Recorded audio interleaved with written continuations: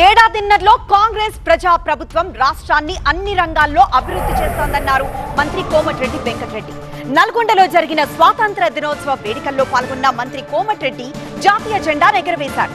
SLBC project పూర్తి చేసేందుకు భగీరథ ప్రయత్నం చేస్తున్నామన్నారు. ఎస్ఎల్బీసీ ప్రమాదంపై కొందరు శవాలపై పేలాలు ఏరుకుంటున్నారన్నారు.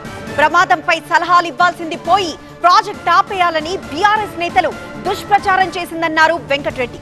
బీఆర్ఎస్ నేతలకు ఓట్లు, సీట్లు, కమిషన్లు కావాలన్నారు మంత్రి కోమటిరెడ్డి. అందుకే ఎస్ఎల్బీసీ ప్రాజెక్టు పూర్తి చేసేందుకు నేను చేయని భగీరథ ప్రయత్నం లేదు. ఎవరైనా మంచి చేయాలనుకున్నప్పుడు జరగరాని జరిగితే సానుభూతితో రెండు మంచి మాటలు చెప్తారు.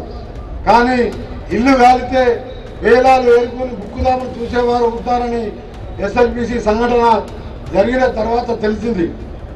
ఒక సంఘటన జరిగిపోతే మంచి సలహాలు, సూచనలు ఇవ్వాల్సిందిపై ప్రాజెక్టును ఆపేయాలని దుష్ప్రచారం మొదలుపెట్టారు.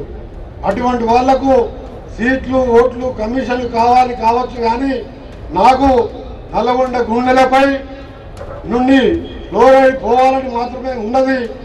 వీళ్ళని నీళ్లు నిండి సాళ్ల వెంట మొలకలు మొలవాలని మాత్రమే ఈ సందర్భంగా తెలియజేస్తున్నాను.